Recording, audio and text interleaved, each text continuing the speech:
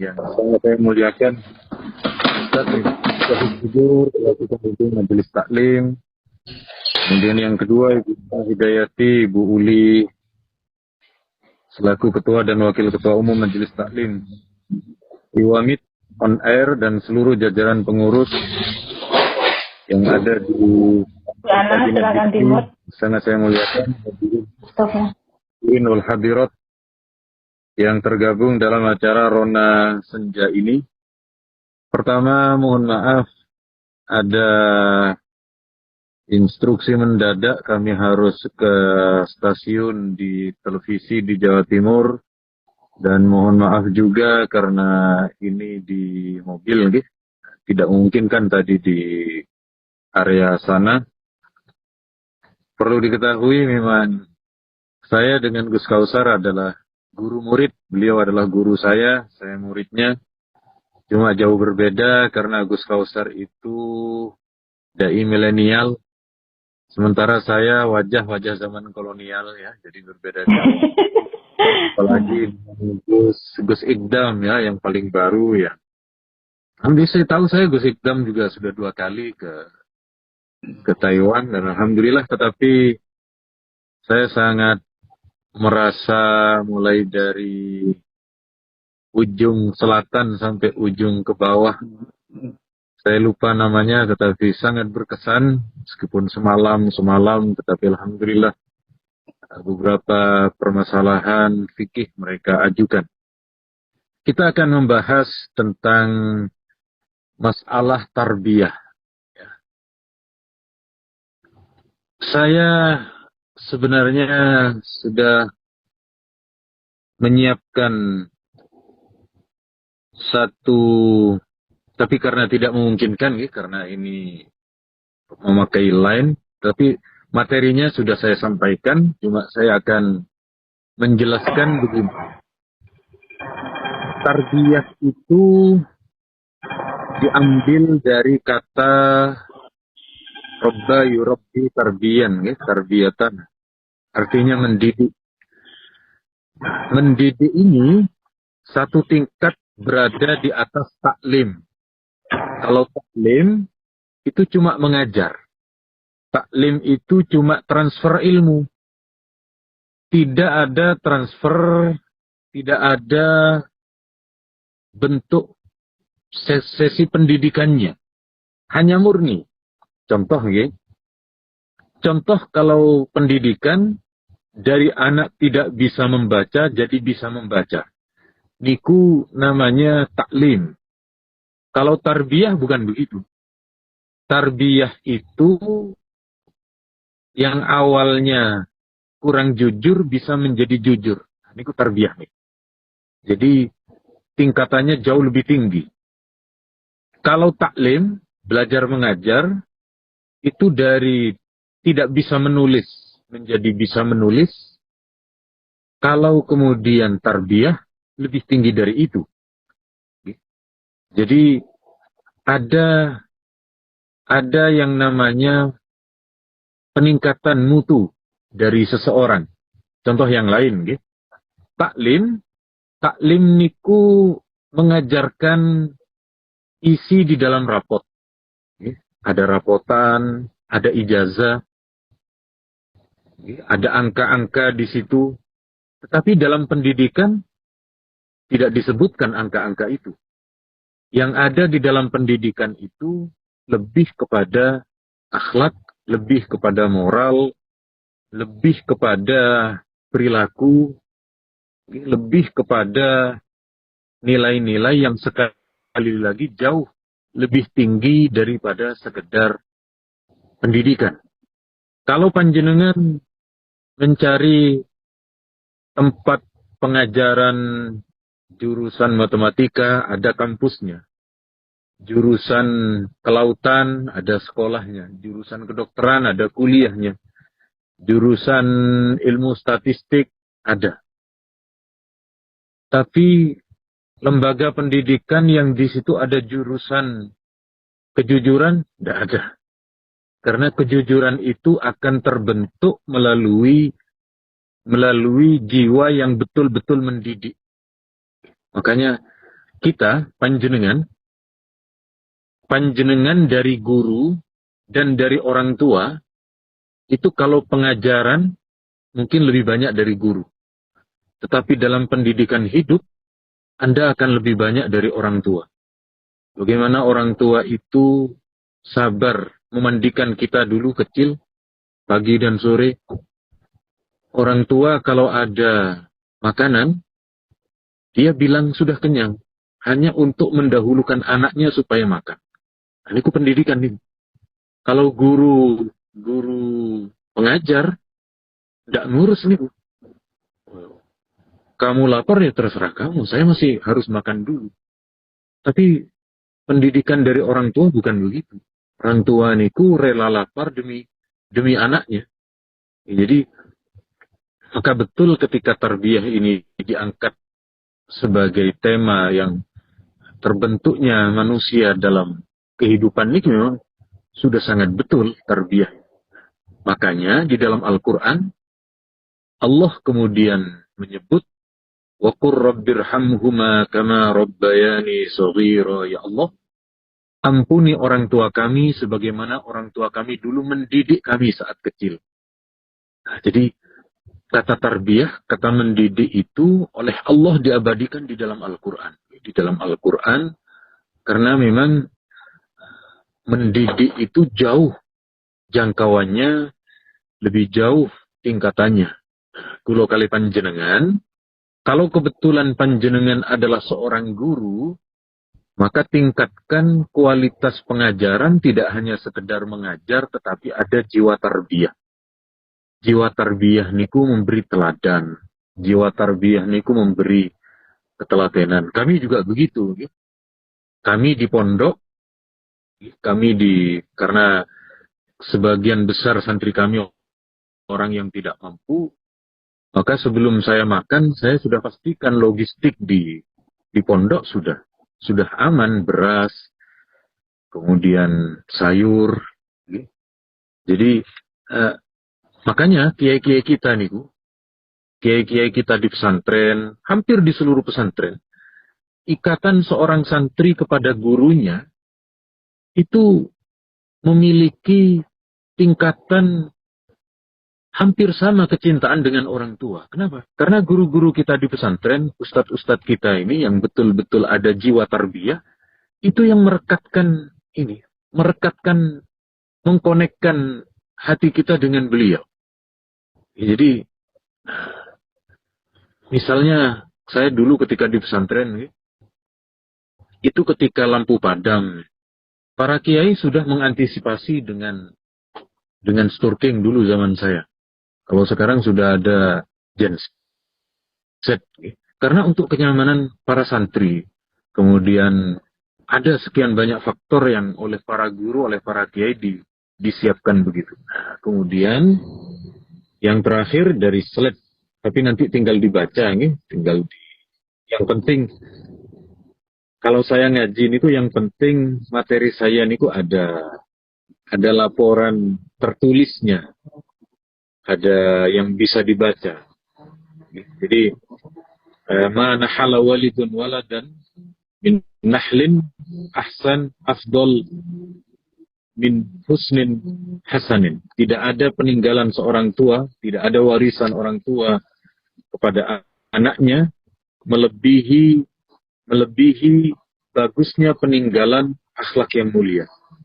Jadi monggo kalau kali panjenengan ya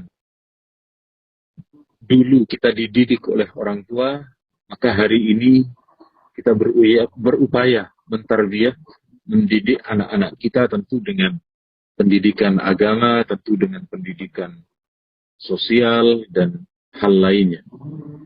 Saya kira cukup sekian dulu. Kalau masih belum sempurna, mohon maaf. Nanti di pertemuan yang berikutnya insya Allah akan lebih sempurna. Tapi kalau ada tanya jawab, Insya Allah ada Abah yang masih perlu ada ditanya. bertanya jawab Abah.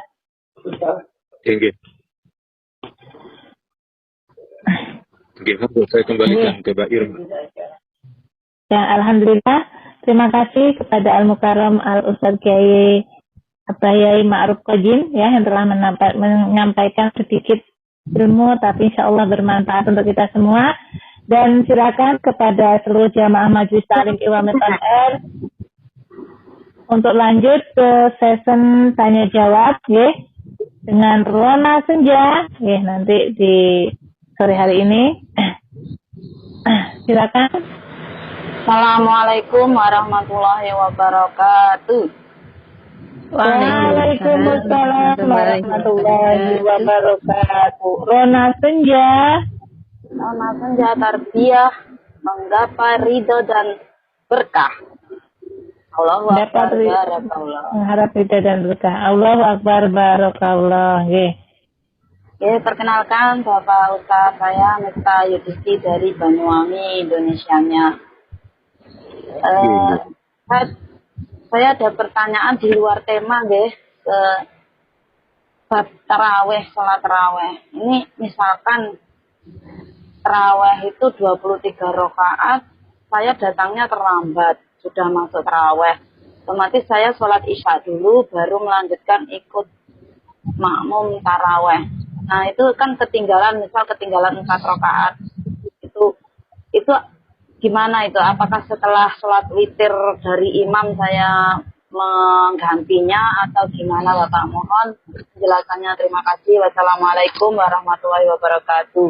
Waalaikumsalam warahmatullahi wabarakatuh. Ini langsung saja kepada Abah Ma'ruf. Dengan segala hormat kesempatan saya persilakan untuk menjawab pertanyaan dari Dimirta. Oke, matur nuwun, Mbak. Jadi sholat taraweh niku tidak sama dengan sholat fardu nih. Kalau sholat fardu jenengan sholat 4 rakaat niku, lalu ketinggalan 2 rakaat kan nambah 2 rakaat. Niku kalau sholat fardu. Kalau sholat sunnah, ketika panjenengan terlambat, monggo kerso kalau panjenengan mencukupi, kalau tertinggal 4 berarti panjenengan akan bermakmum 6 rakaat. Niku juga sampun sah. Sampun sah. Atau misalnya panjenengan, saya ingin menggenapkan 20. Maka monggo setelah witir panjenengan boleh. Tapi yang perlu kula tegaskan, taraweh niku 20 niku adalah jumlah maksimal. Panjenengan sama seperti sholat duha. Sholat duha niku kan maksimal 12 rakaat. Panjenengan boleh 12 rakaat boleh, 4 rakaat boleh.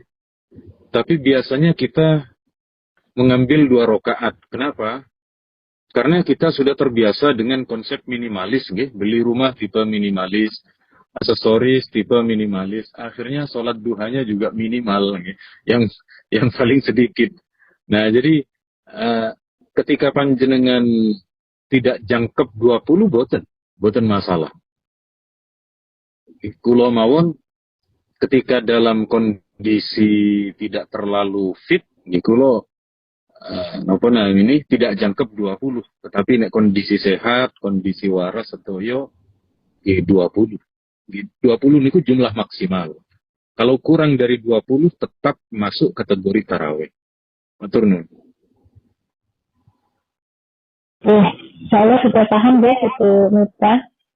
Ya, insyaallah paham, matur nuwun. Lanjutkan. Masih ada Bunda? Ya, silakan Mbak Wina. Assalamualaikum warahmatullahi wabarakatuh. Waalaikumsalam warahmatullahi wabarakatuh. Rona Senja. Semoga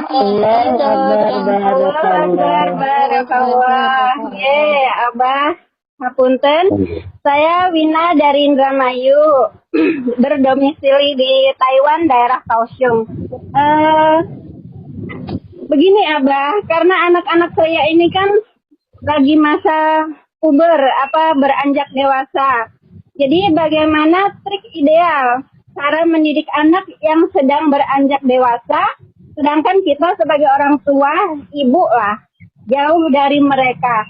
Sedangkan zaman sekarang itu kan pakainya HP kayak gitu, itu kita sulit untuk mendeteksi atau cara mengetahui mereka ada di mana, karena bilangnya di sini kita nggak tahu di sana lagi apa kayak gitu.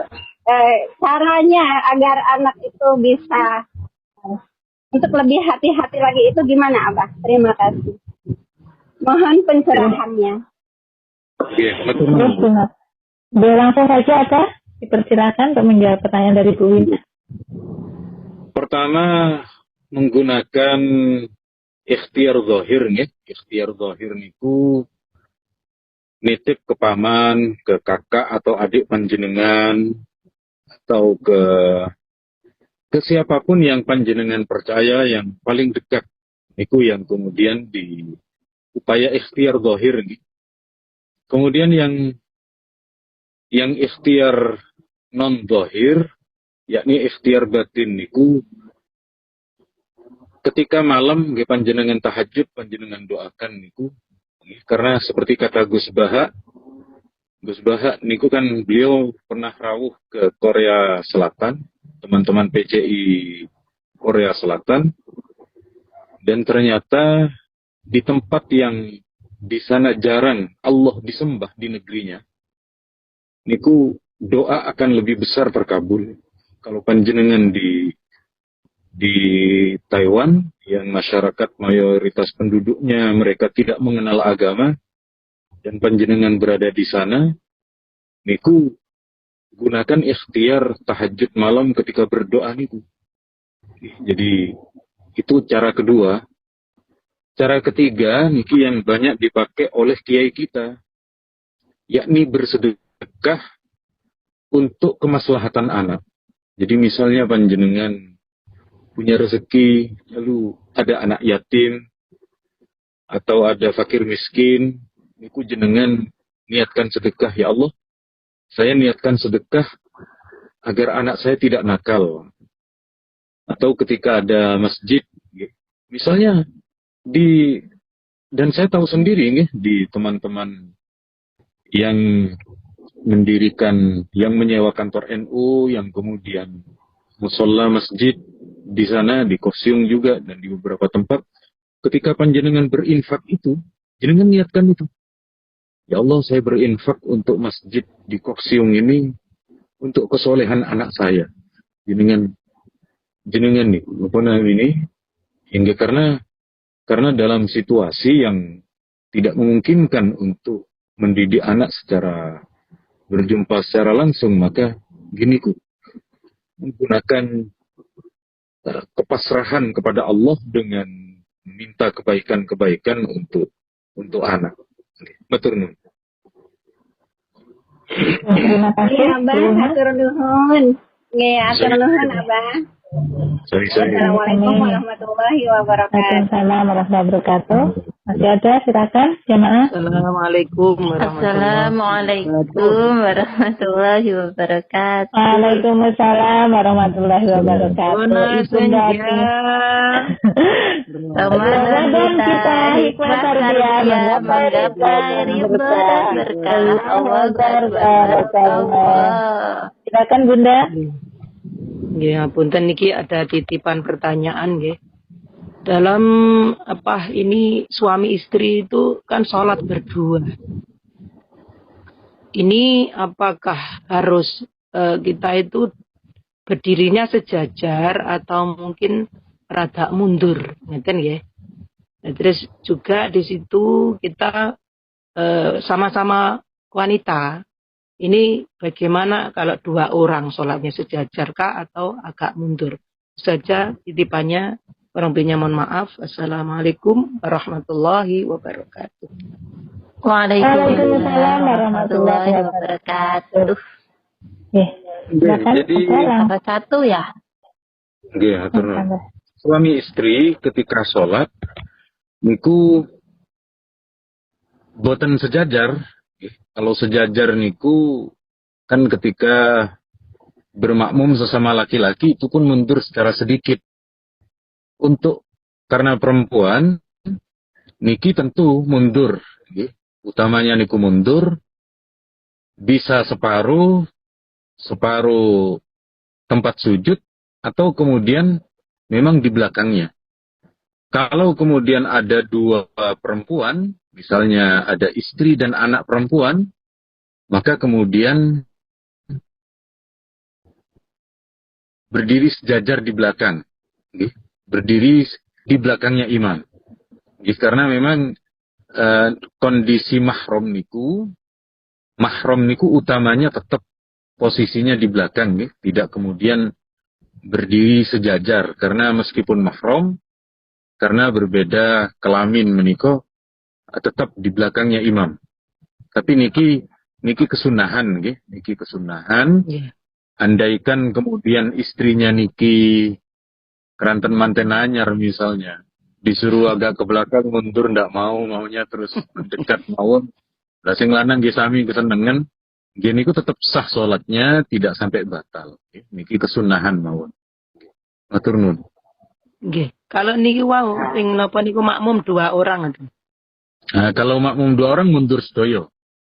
Kalau sing perempuan, khusus perempuan sama perempuan 2 orang. Enggak ada lakinya.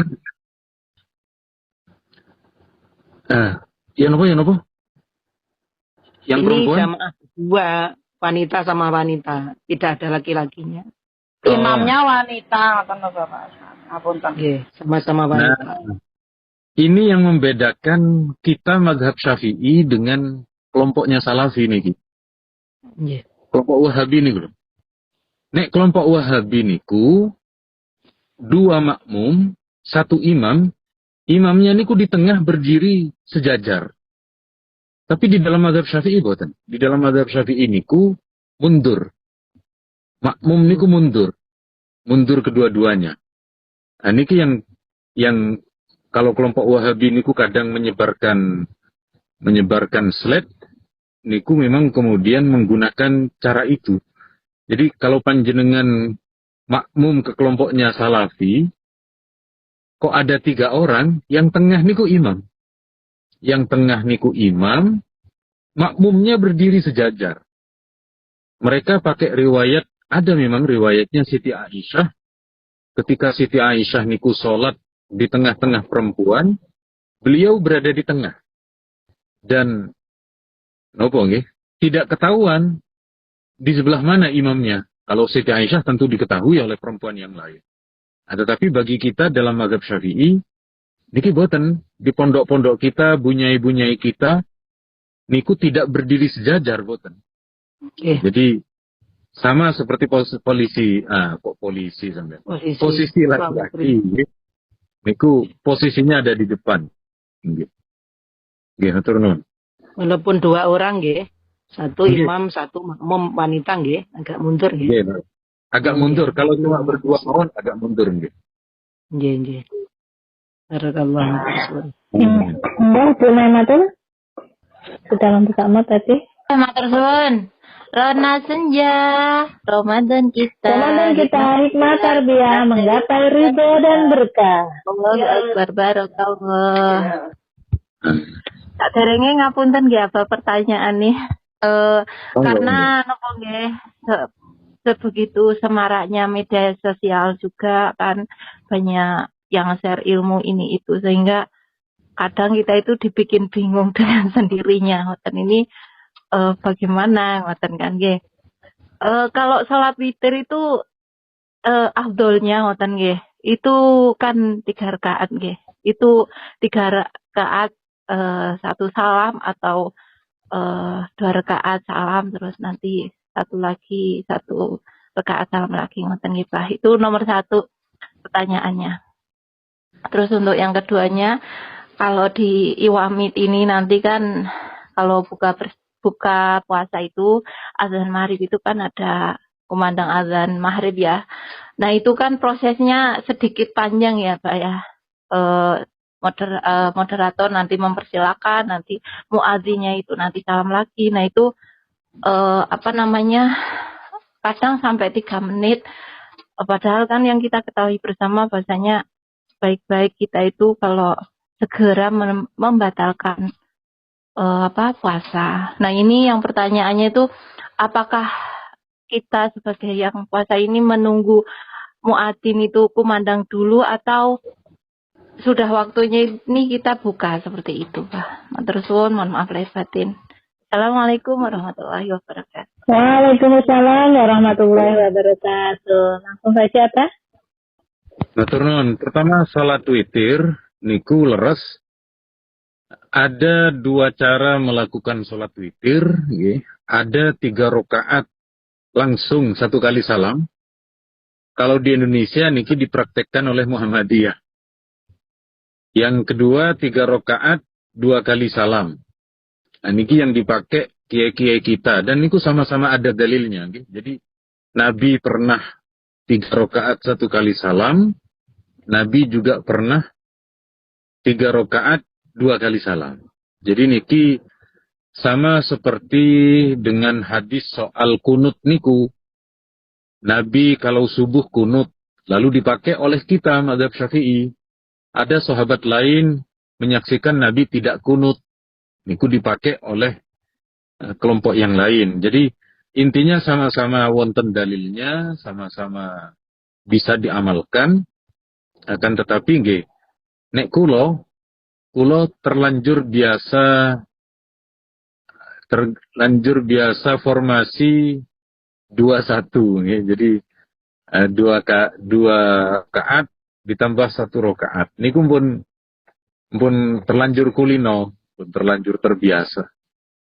Kemudian berikutnya kesundi kalau sudah waktu azan, waktu berbuka, tetapi belum kumandang azan. Misalnya karena azannya sedikit lebih mundur dari waktunya. Jadi waktu berbuka niku ditentukan dengan terbenam matahari. Begitu matahari terbenam, niku sampun boleh berbuka. Azan niku penanda mawon. Penanda kalau mau sholat. Jadi andaikan panjenengan berada di suatu tempat yang kebetulan panjenengan sudah pegang aplikasi maghrib sesuai dengan waktu di tempat panjenengan, kok alarm maghribnya, alarm matahari terbenam sudah berbunyi, maka sudah boleh. Sudah boleh untuk makan, tidak perlu menunggu azan. Kalau di Surabaya niki, memang azan niku menjadi penanda. Makanya ketika anak-anak saya lihat TV, begitu menjelang maghrib, dicari channel TV yang paling cepat maghribnya. Jadi dan niku memang terpaut 1 menit, terpaut 2 menit, ngoten. Tetapi intinya sekali lagi azan niku penandanya mawon. Andaikan di masjid atau musola belum ada muadzinnya, sementara matahari sudah terbenam, wa atimmus siyama ilal lail niku ayat Qur'annya, maka panjenengan sampun boleh.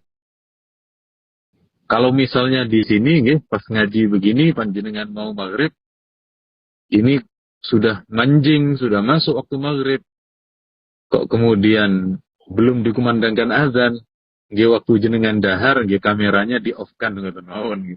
Karena khawatir yang lain belum siap. Nggih matur nuwun. Intinya tidak harus menunggu azan. Azan niku tanda mawon. Terima kasih Abah. Misalnya. Terima kasih Gunana tuh sudah paham nggih. Masih ada yang mau bertanya lagi? Assalamualaikum warahmatullahi wabarakatuh. Waalaikumsalam warahmatullahi wabarakatuh. Ibu Sulasti lebih dahulu, lanjut Ibu Kamsatun, silakan. Rona senja, Ramadan kita hikmah tarbiyah menggapai ridho dan berkah. Allahu Akbar, barakallah. Nggih, perkenalkan saya Sulastri dari Banyuwangi, mau bertanya apa? Kita biasanya itu setiap harinya kan hadroh kepada keluarga, orang tua yang sudah meninggal. Nah, kalau di bulan puasa ini bagaimana? Apakah tetap harus diamalkan atau bagaimana? Nah, atas jawabannya saya sampaikan terima kasih. Mohon diulang sebentar, Bu. Tadi Nggih. yang awal. Nggih, biasa kita kan setiap harinya hadroh kepada orang tua yang sudah meninggal atau keluarga yang sudah meninggal kan gitu. Karena ini di bulan puasa, ya, apakah tetap diamalkan atau bagaimana? Oke, tetap. Jadi kalau kali panjenengan ketika Nabi niku nate ditanya, gitu. Nabi, orang tua kami sudah meninggal, hal baki alayya min birri walidayya, apakah kami masih ada cara berbakti untuk kedua orang tua kami min ba'di wafatihima, setelah kedua orang tua kami wafat? Nabi menjawab, na'am, iya. Jadi berbakti ke orang tua yang sudah wafat di hadis niku ada 4. Pertama, ad-du'a ulahuma, mendoakan, wassalatu alaihima, memintakan ampunan, wal istighfaru lahuma, mendoakan dan memintakan ampunan, iki sing bagian kata suau. Kemudian ketiga niku adalah dengan bersilaturahim dengan keluarganya orang tua. Pakde, bude, bule, niku tetap disilaturahimi, tetap dijalin hubungan kekeluargaannya. Kemudian yang keempat niki adalah memuliakan teman-teman orang tua. Jadi misalnya saya, saya masih punya orang tua saya meninggal, rencana tasik wonten. Maka temannya orang tua niki Suaranya hilang apa? Saya silaturahmi. Apa suaranya hilang? Termasuk niku. Suaranya alif, Mbak. Tenduren. Bentar, Pak Sundule sih. Nopo bersedekah. Final mungkin.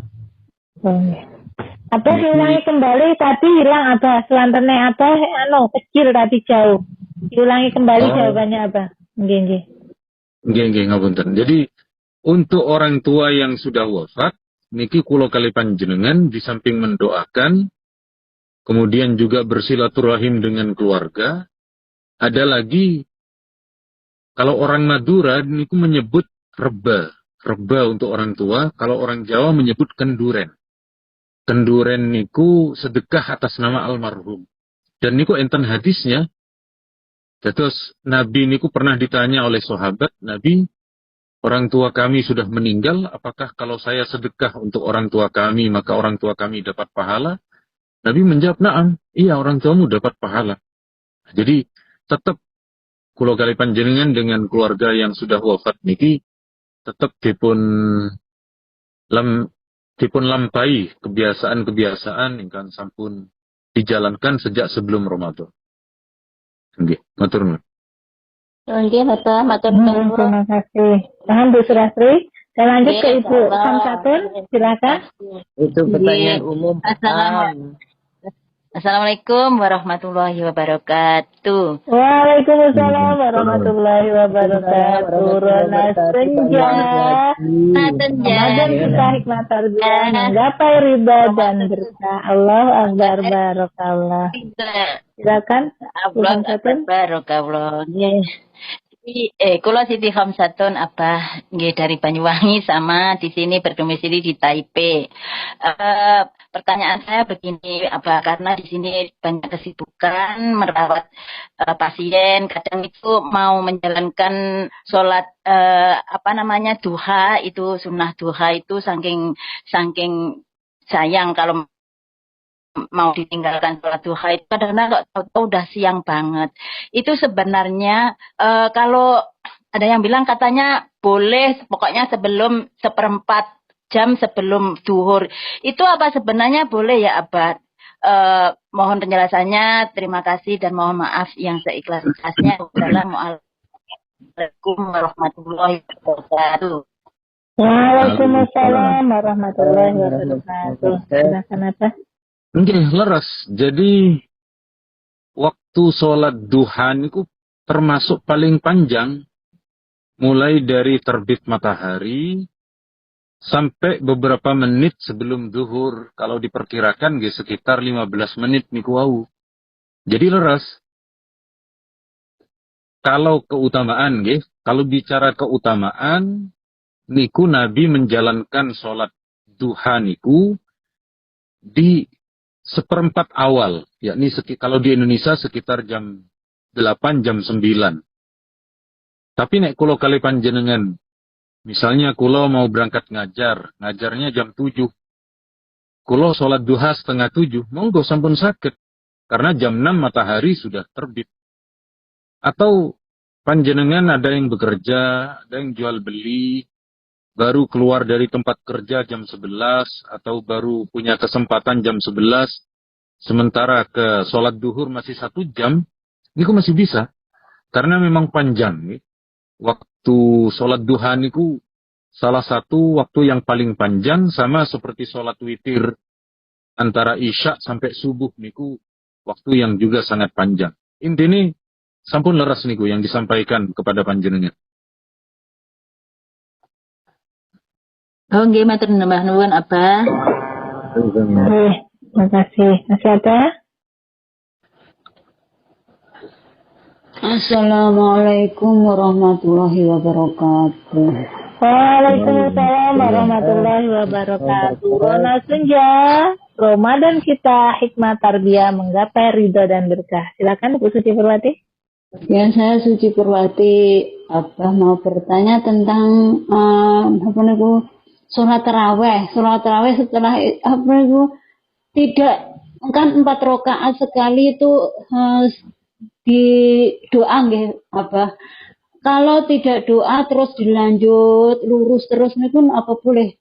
Abah, terima kasih atas jawabannya. Wassalamualaikum warahmatullahi wabarakatuh.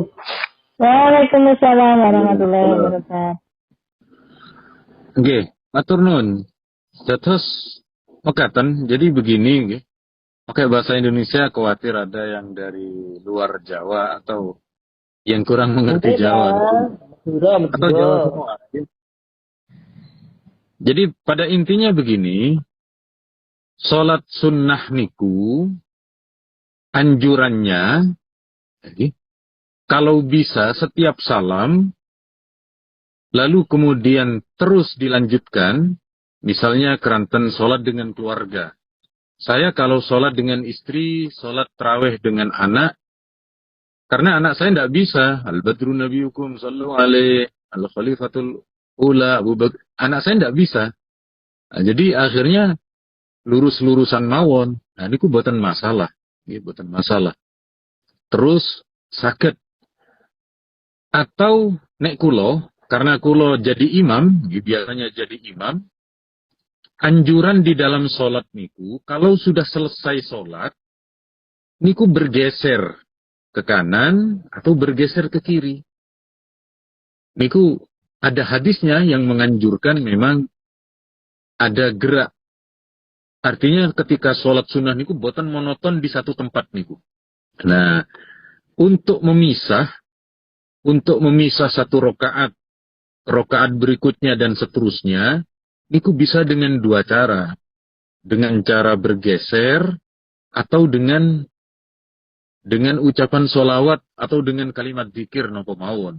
Jadi intinya angsal, terus-terusan mawon angsal, disela-selai dengan sholawat nggih angsal, atau dengan cara berpindah tempat juga angsal. Jadi niki longgar niki, boten saklek nggih, boten ketat. Matur nuwun. Genjernya itu maju ke depan boleh apa tidak apa? Sampainya sudah 2 rakaat salam itu kan boleh nggih, matur suwun, bukan kanan kiri ngoten. Nggih, kula nate. Karena di tempat sholatnya niku di tempat imamnya masih luas di depan, kula nggih maju. Kalau di belakang ada makmum, kula maju ke depan. Cuma kalau di depannya ada tembok, nggih kebentuk, nggih terus ini kondisional. Apa namanya ini? Perpindahannya niku kondisional. Ke kiri. Nggih lho. Kalau ke kiri ada ranjang. Nggih. Matur suwun. Nggih, sami. Satu pertanyaan kembali, silakan. Insyaallah. Assalamualaikum warahmatullahi wabarakatuh. Waalaikumsalam warahmatullahi wabarakatuh. Rona senja, Ramadan kita hikmah tarbiyah menggapai ridho dan berkah. Allahu Akbar, barakallah. Barakallah. Assalamualaikum warahmatullahi wabarakatuh, Abah. Monggo. Nggih, kula sisi Waalaikumsalam Juleha saking Lampung sakniki teng Malaysia. Badhe pertanyaan soal salat tarawih.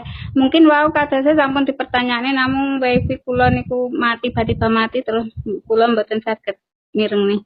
Kula badhe cangket nek salat tarawih niku kan apa sanjange lebih bagus itu 20. Cuman niki waktu kula niki kan waktunya terbatas ngaten nggih Mbah, anu beruberan kali pekerjaan dalu tasik kerja.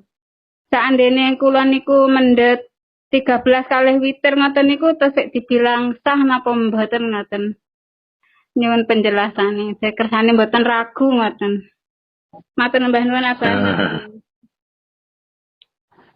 Nggih. Langsung aja. Terus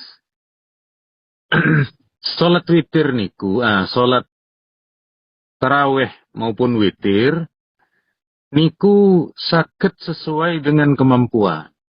Sesuai dengan kemampuan, panjenengan longgar, panjenengan sehat, kata-katanya umat Islam, itu 20. Mulai dari Maroko sampai Merauke, dari dulu nggih 20. Cuma menawi kondisi panjenengan harus bekerja, kondisi panjenengan harus tidak bisa menyesuaikan 20, nggih panjenengan sak longgare. Nopo 13, kalau di Indonesia kan 11, ya di Indonesia 11. Bahkan rien enten satu riwayat ten Madinah niku tarawihnya 39 rakaat. Rien niku zamannya Imam Malik. Di zaman Imam Malik. Di zaman sakniki hampir 40 rakaat insyaallah betul paling lho nggih. Niku dulu pernah tarawih niku sebanyak itu. Jadi intinya salat tarawih niku sak longgare, sak kobre, sak kiate. Kula sing yang menarik ada di satu pondok di Magetan. Di Magetan niku nama pondoknya Pondok Al-Fatah Temboro nggih. Di Temboro niku ada beberapa masjid. Satu pondok niku. Satu pondok ada beberapa masjid. Ada yang masjidnya niku standar. Atau 10 kali panjenengan niku bacaannya niku juz amma niku. Ada satu masjid satu malam satu juz. Sampai enten satu malam khatam Quran. Niku mulai mantun isya selesai jam 3 niku. Wonten nggih wonten niku. Sing derek niku wonten. Tapi nek kula piyambak katuse geblek niku nek sampai jam 3. Nggih terus niki sesuai dengan kemampuan nggih ibadah di bulan Ramadan niki. Maka pundi yang panjenengan mampu dan sesuai dengan kelonggaran itu yang bisa diikuti.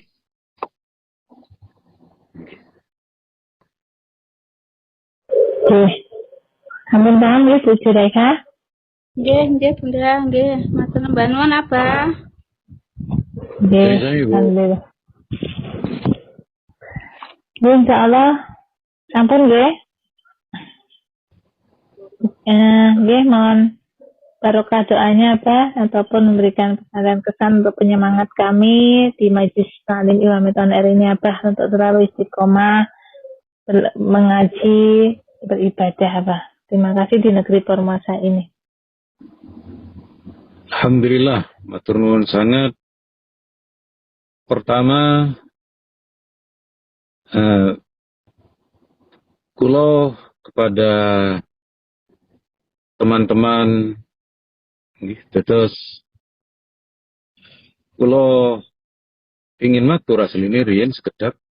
Jadi orang mungkin menganggap panjenengan pekerja migran, tapi bagi kula orang yang seharusnya mencari nafkah niku laki-laki dan bukan kewajiban perempuan, tetapi panjenengan lebih dari itu, panjenengan rela berkorban, panjenengan menutupi kebutuhan keluarga sampai kemudian Nopona ini merantau, maka kulo teringat dalam satu hadis bahwa orang yang mencari nafkah di jalan Allah untuk mencari nafkah yang halal niku mujahid, niku adalah orang yang sedang berjihad.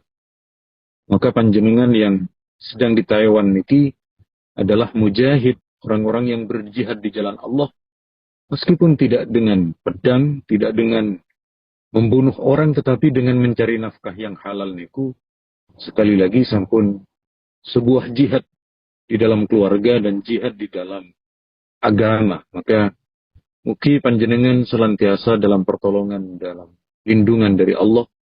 Putra-putri panjenengan juga oleh Allah diberikan putra-putri yang soleh, yang ahli ilmu, ahli ibadah. Amin. Amin. Amin ya Allah. Amin. Suatu saat panjenengan kembali ke negeri Indonesia dalam kondisi sukses, dalam kondisi Amin ya rabbal alamin.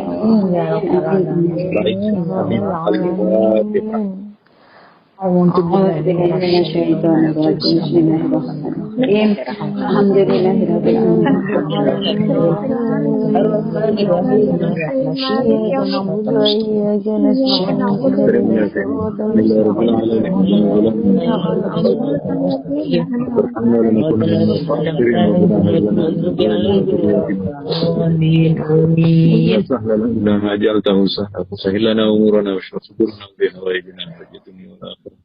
Ya Rabbana yassir lana umurana wa shrah sadrana wa Rabbana atina fid dunya hasanah wa fil akhirati hasanah. Sallallahu alaihi wasallam. Alhamdulillahi rabbil alamin.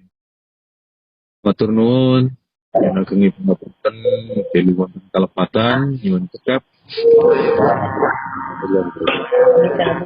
Waalaikumsalam warahmatullahi wabarakatuh. Terima kasih kami ucapkan kepada Al-Mukarram Al-Ustaz Abah Yai Ma'ruf Qajin ya, yang telah menyampaikan ilmunya dan juga tadi memberikan jawaban-jawaban yang telah dipertanyakan oleh sahabat-sahabat kita semua. Semoga senantiasa, walaupun yang bertanya bukan kita tapi jawabannya untuk kita semua, semoga senantiasa menjadi ilmu yang bermanfaat di dini wa dunia hatal akhirah. Amin ya Allah ya rabbal alamin. Dan semoga beliau Al-Mukarram Abah Yai Ma'ruf Qajin selalu dalam keadaan sehat walafiat dimanapun berada. Insya Allah bertemu kembali di bersama Lavender selanjutnya tanggal 25 ya. Dan marilah acara pada sore hari ini kita sempurnakan terlebih dahulu dengan membaca doa akhir majelis bersama-sama. A'udzu billahi minasyaitonir rajim. Bismillahirrahmanirrahim. Subhanaka Allahumma shalli ala sayidina Muhammad wa ala ali sayidina Muhammad.